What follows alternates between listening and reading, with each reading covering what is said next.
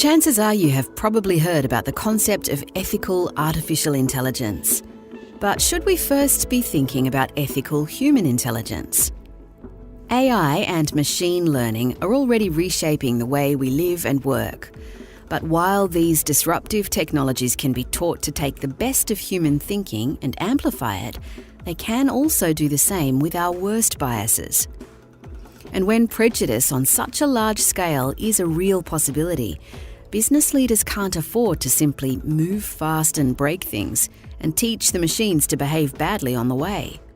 Getting AI right is a scary prospect, but an exciting one too. How can leaders use AI in innovative and positive ways, recognise the inherent biases, and minimise harm? In this episode, guest host Lamont Tang, Director of Industry Projects and Entrepreneur in Residence at AGSM at UNSW Business School, is joined by Stela, Director, National Artificial Intelligence Centre, CSIRO's Data 61. He's also joined by UNSW's Toby Walsh, Scientia Professor of Artificial Intelligence. They discuss how organisations can work to get the best results from AI while avoiding the worst ethical pitfalls. Thank you for joining us today for this episode of the AGSM Business of AI podcast, where we'll explore some of the intersections between the business of AI, innovation, and ethics. My name is Dr. Lamont Tang, and I'm on the faculty of UNSW, where I serve as the Director of Industry Projects at the Australian Graduate School of Management and Business School. In this episode, we'll be discussing the business of AI and some of the natural tensions that are coming to the forefront between the increasing pace of innovation in the AI space, as well as providing the guardrails and ethics of AI as we build towards a better future. We'll look at some of the latest trends in AI and the steps that you can take as a leader to ensure that you're deploying AI in an ethical manner. Today, I'm so honored to have two amazing guests. We have Scientia Professor Toby Walsh. Toby is one of the world's experts in artificial intelligence, and while Toby's research is both broad and deep in AI, he's particularly known for advancing responsible and safe AI. We're also joined by Stela. She's a proud graduate of UNSW and is currently the director of CSIRO's National Artificial Intelligence Center. Prior to this, Stela was at Microsoft for over a decade in a variety of roles, with her most recent role as a global director of artificial intelligence solutions, sales, and strategy. So with that, let's start with just telling us a little bit about yourself and or your role.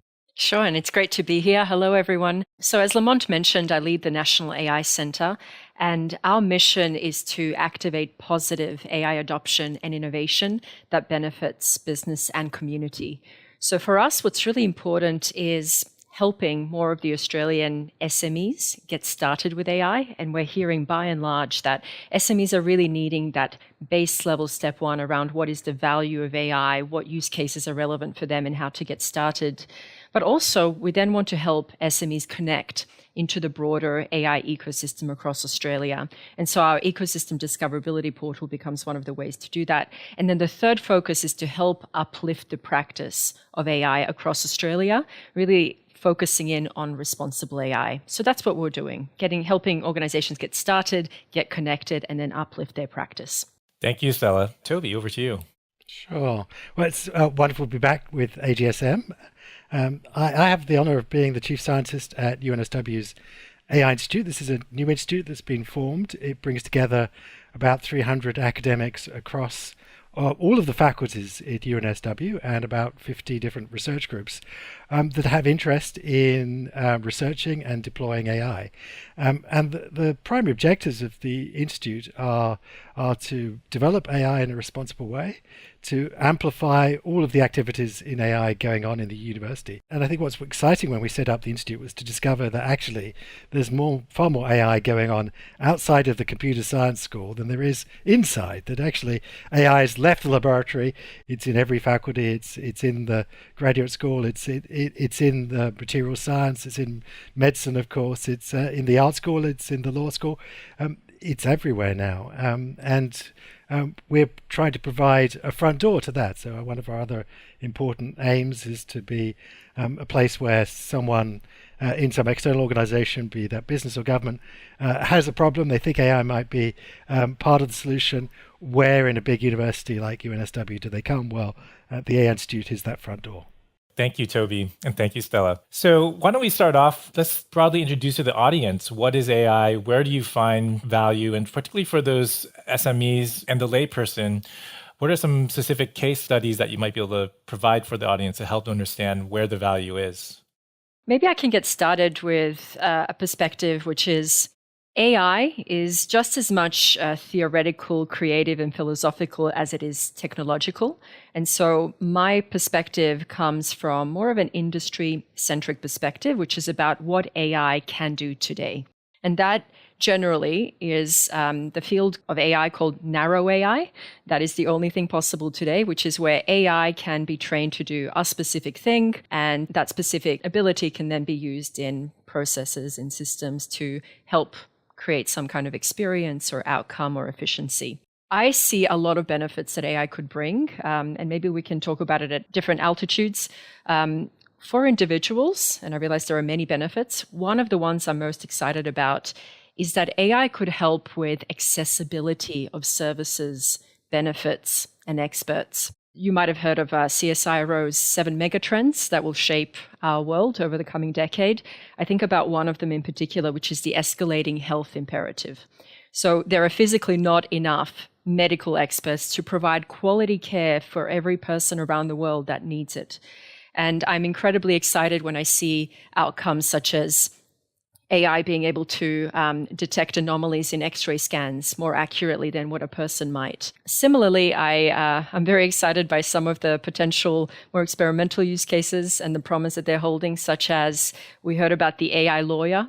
And while AI lawyer hasn't gone ahead, what is intriguing about that promise is that this expert skill could become more accessible to more people, so that those who might be in a different socioeconomic situation, that they can still get the benefits of some of this expert knowledge. That's where I see some of the benefits for individuals. For companies, it has already been found that the more organizations use AI, the more benefits they experience.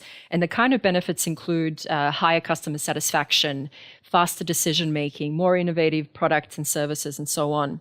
So suddenly what we realize is that the AI itself, it was never about the AI itself, it was about the business outcomes that it creates for organizations. And the benefits that AI can bring to organizations is competitive advantage in the market. If an organization is able to provide superior customer service or more innovative products and services, that will put them ahead of others. And then there's also one final lens, which is the holistic lens of how AI can really benefit our society, our planet. My hope is that AI can help us become better for the planet. In particular, I see AI helping us do things a little bit differently, more efficiently. For example, I just saw a use case where in the agricultural sector, computer vision on agricultural machinery is able to do more precise pesticide treatments rather than having to spray the entire field and having much more consequence that way. I'm also fascinated by some of the designs that generative AI comes up with, some designs that look just strange to us. But for AI, it has optimized the design in a way that will create those efficiencies that we just could not have thought of before. And so I really hope that AI helps us do better for the planet and for our society.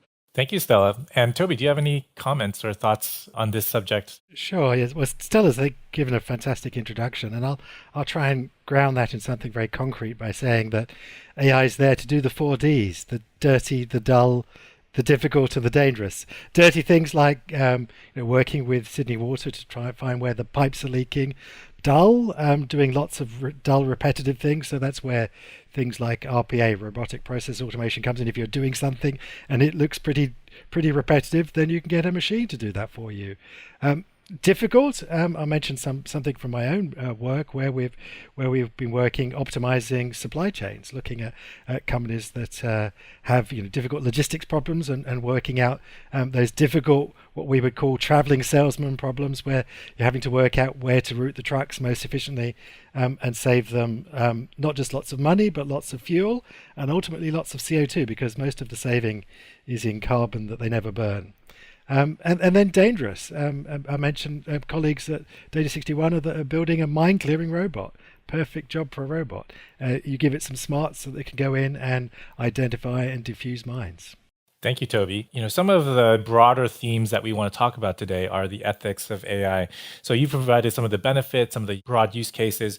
If we can just, from an industry perspective, Stela, where do you see some of the pitfalls that are sort of starting to surface? And then maybe, Toby, you can go a little deeper into the systems that you're building in Safe AI. Yeah, and I will share just a couple because there are quite a number of areas to explore here. One of the things that's important to connect is data and AI.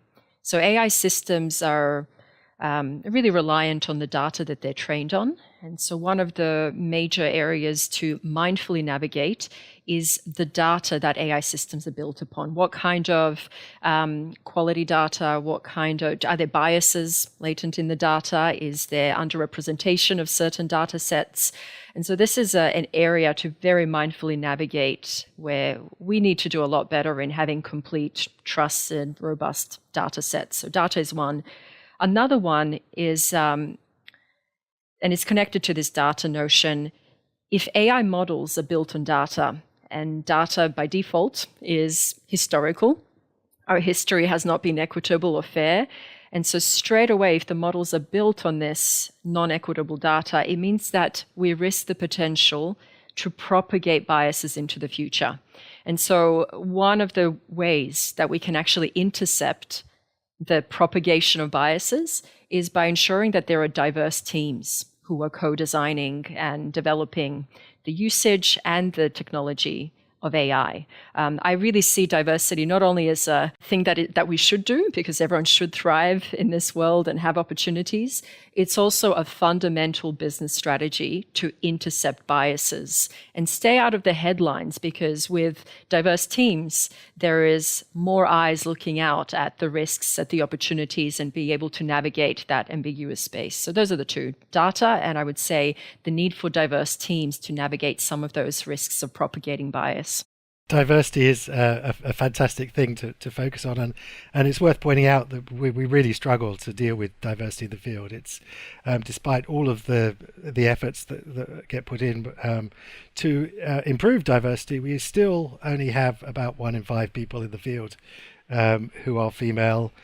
Many minority groups, people of color, and other groups are poorly represented, and so it's something that you've really got to put a lot of effort into if you're working on a project right at the beginning to actually put the effort into finding that diverse team. And it's not easy, but it's worth the payback.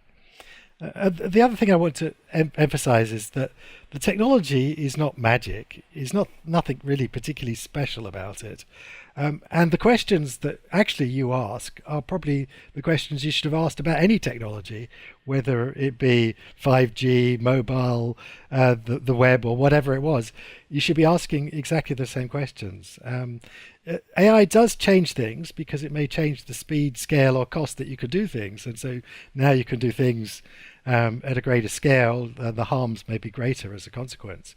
But the fundamental questions about fairness and equity and privacy and so on are the questions that should have troubled you whenever you were introducing a new technology.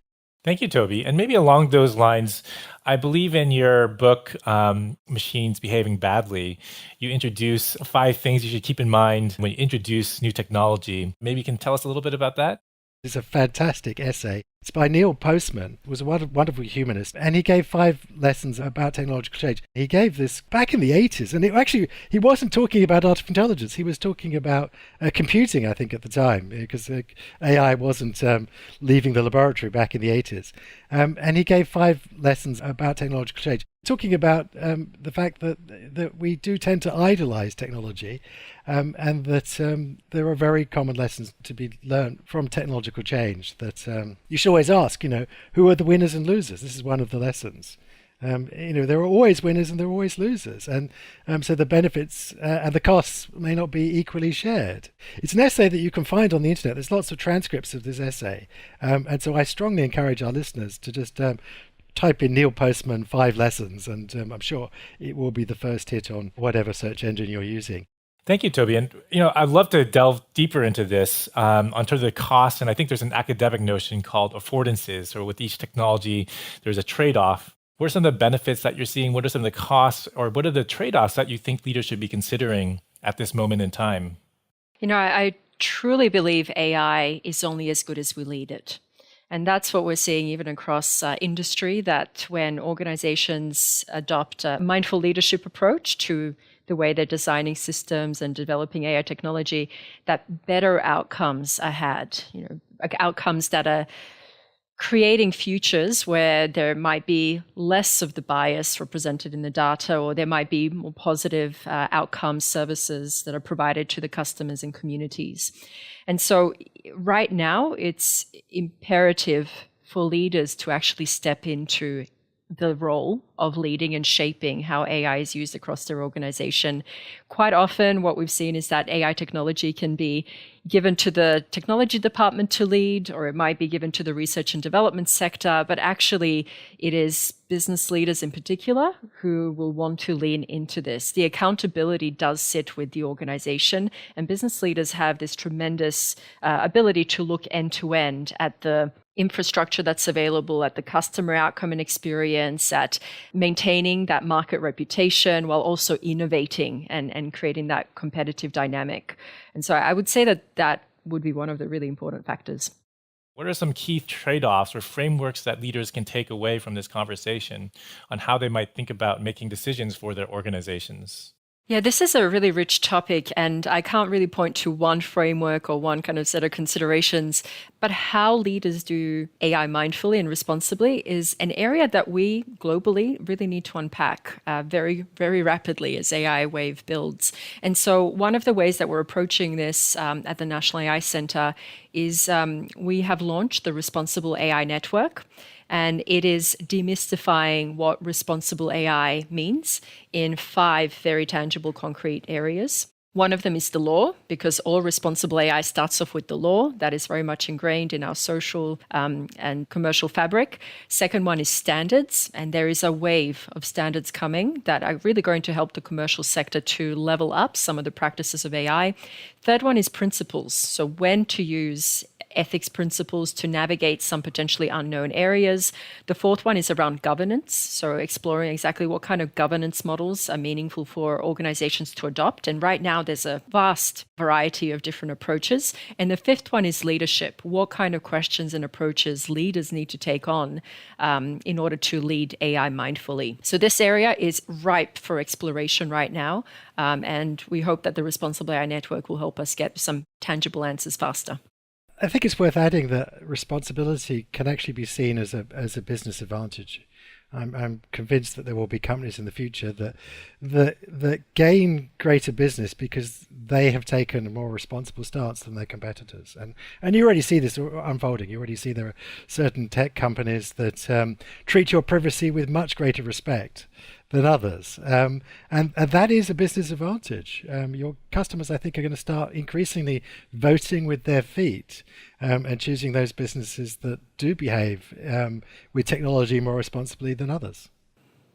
And what an area to actually really embrace that competition. Imagine organizations all around the world competing who can do things more ethically, more responsibly, in a greater, establishing greater trust. This is where we want competition to develop those ways, methods, and frameworks for how to do responsible AI well. And it's worth pointing out that humans, the competitors to machines, are terrible decision makers. We are full of subconscious and conscious biases, and behavioral psychology is a catalogue of the ways that we make irrational and poor decisions. And so there is the possibility to make much more evidence-based, much more data-driven decisions with the aid of machines who can look at, obviously, data sets larger than humans can possibly look at. So there is the potential, actually, ultimately, to make much better decisions than even humans can make. Thank you. And are there some specific case studies that you guys can point to? I know, for example, Stanford has done some research on bias in how these AI algorithms are outputting their data sets. What are some standards that have been coming out or some case studies that you can talk to? I have two examples that I think would be really meaningful. One of them, and I'll talk to it generally so that we don't reveal any sensitivities. There is a large financial and professional service organization who provides a solution in the financial sector for loan approvals. And this was built off legacy data, and the data would be contributing to this algorithm that would decide whether someone gets a loan or doesn't get a loan. So this large global organization decided to look into the data set that was informing the loan approval model and identify whether there were biases in that were informing or influencing the outcomes.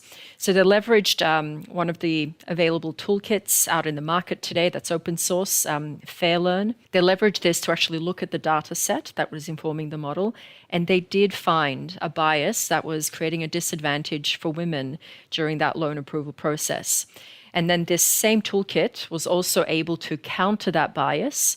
And I think they reduced it from a 7% bias to a 0.3% bias. So it's much more equitable in terms of loan approvals.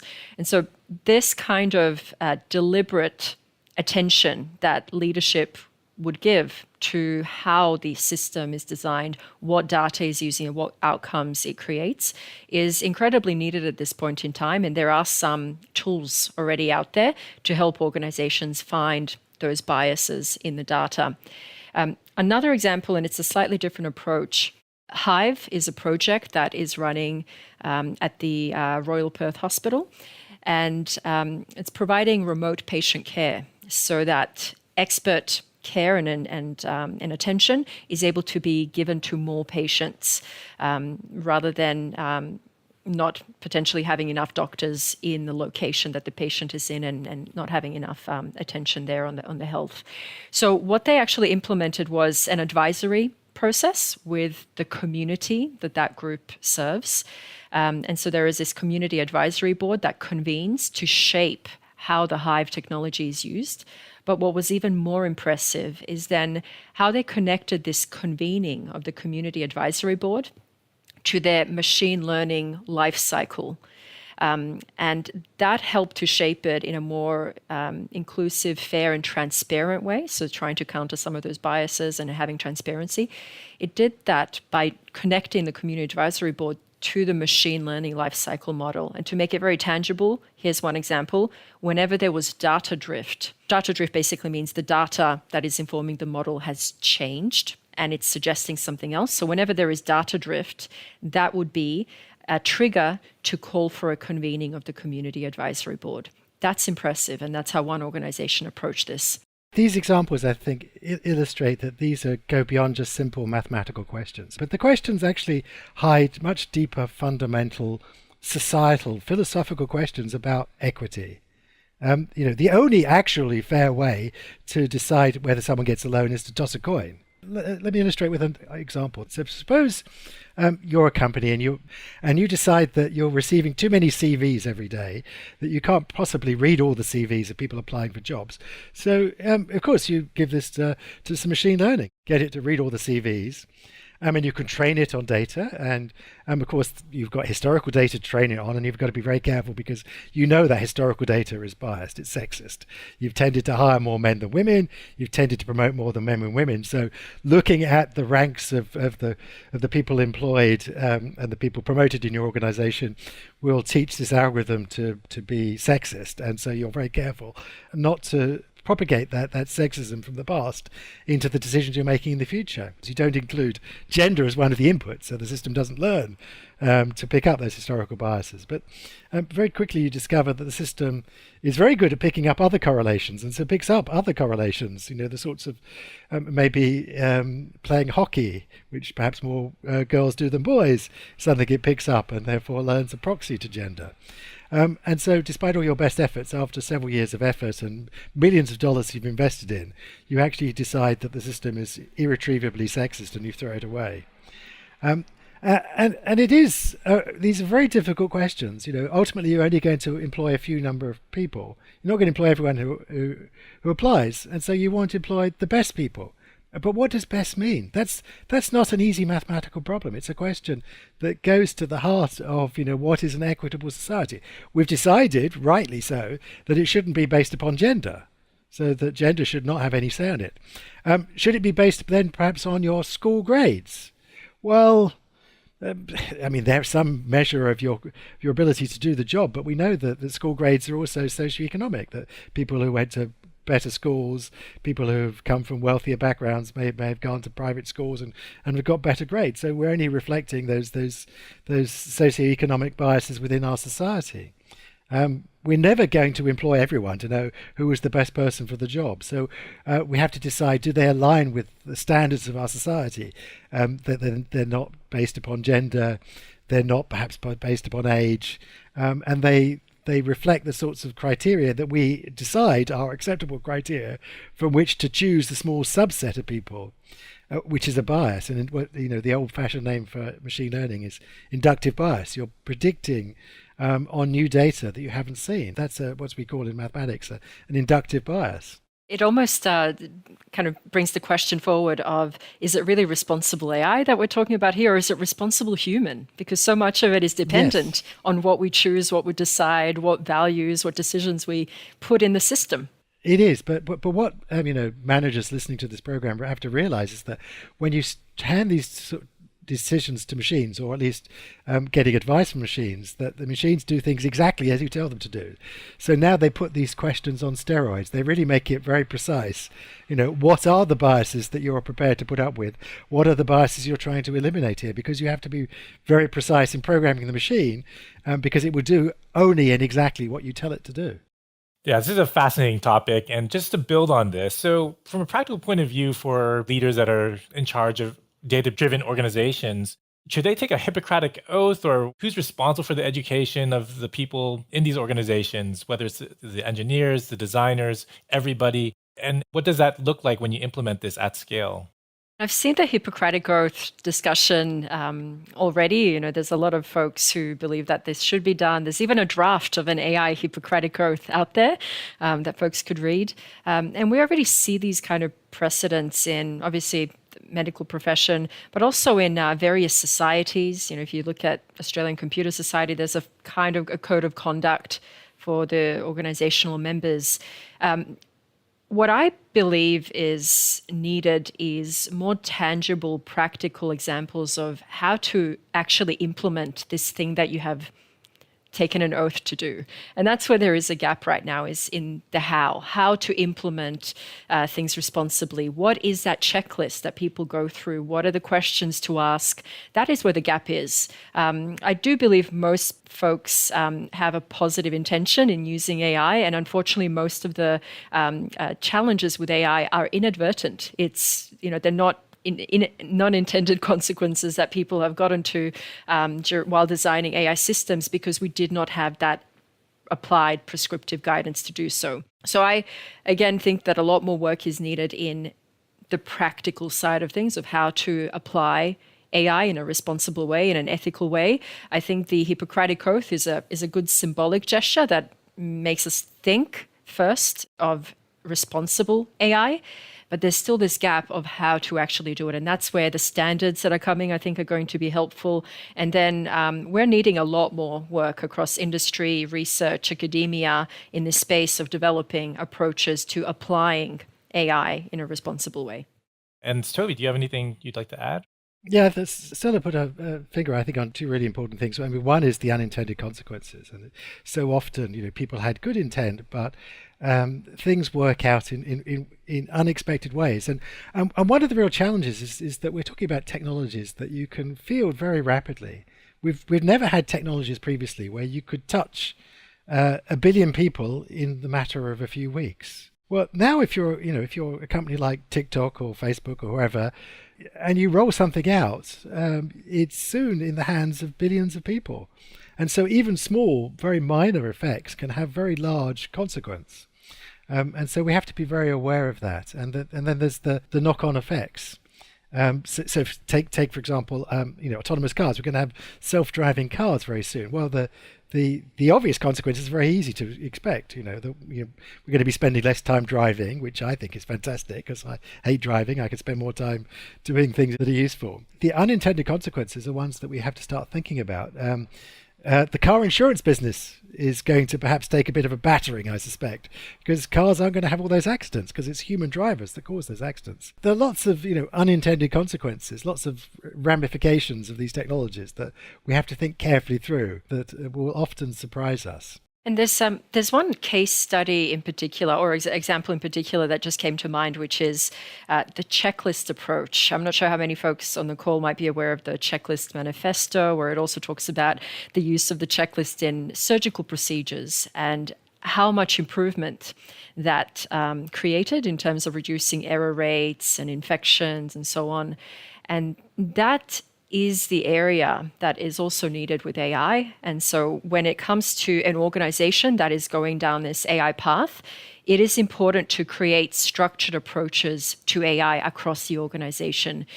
Some kind of a vetting of and standardization of the platform that you decide for your organization, a packaging up of low-code, no-code tools to enable business users to leverage AI tools, as well as fully custom tools. But having a structured approach, having a centralized governance approach to AI is going part of that way to creating this checklist approach that's going to lead to a better place of AI outcomes. We've covered a lot of ground here. I'd just like to wrap up maybe with one or two last thoughts you guys might have.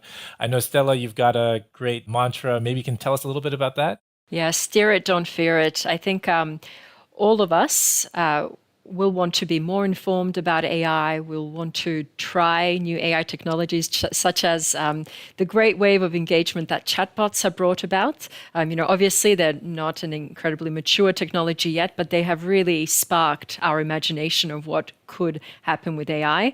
And so I would encourage everyone to really engage with AI technologies today, engage in the conversation also in how AI systems might be designed across your organizations, because we are empowered to shape how this technology evolves, to shape how we decide to use this technology. AI is not some being that's just landed on this planet. It's a tool that we are deciding to use and build and shape in a meaningful way for us. And so please really lean into the AI technology, learn what it is, contribute to how it is designed and used across your organization so that it can create that value for business and for community. I want to concur with those fine messages that technology is not destiny. Technology shapes society. It shapes society in quite profound ways, and it seems to be AI is one of those technologies that's going to have a very profound impact upon our society. But equally, society gets to shape technology. We get to choose where we introduce technology into our lives and where we don't, and how we do not. And these are really important conversations that we should all be having.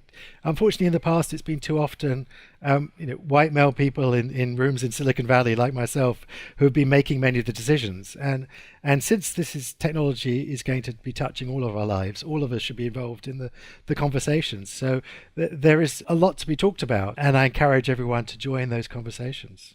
Thank you so very much. I think maybe the last thing that'd be very useful for our audience is how do you guys keep abreast of all the fast-paced innovations that are happening in AI? What are some books or resources that you can point our audience to? I follow Toby. Toby is sharing some fantastic articles on Twitter and LinkedIn. The space is moving a lot, and so I personally have alerts set up for every time something with AI is published or artificial intelligence is published, because there is just such high volume, and it's very decentralized. So it's coming from formal, professionally appeared publications as well as industry publications. So for me, I've set up an alert on the hashtag. And how about you, Toby? Well, I'm unashamedly going to give a plug for my new book, Machines Behaving Badly. So if you want an introduction, and we've only touched upon some of the topics today. There's a very broad spectrum of things that you should be thinking about. Then my book perhaps provides a broader introduction to those topics. But as Stela says, it's incredibly fast moving, and there are stories breaking every day of new interesting developments. So it's I have to say I've worked in the field for 40 years now. Ever since I was a young boy reading too much science fiction. And it's the most exciting time to be in the field because we are making really significant progress. And the technology is, as I said at the start, leaving the laboratory and being picked up and used by so many different businesses, by so many different parts of government, and by so many different people in their everyday lives. So it's a really exciting time to see how the technology is changing our lives. Thank you, Stela and Toby. We've discussed many ways that AI has transformed our industries, our business, and the importance of responsible and ethical AI. Let's look towards building a better future together. Lovely to be here. Thanks for having me. It's been a great pleasure.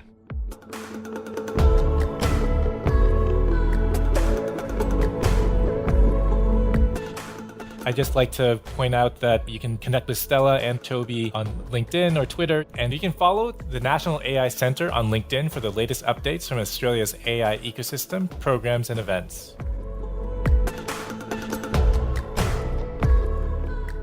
Thank you for joining us for AGSM's The Business of AI, AI and Ethics.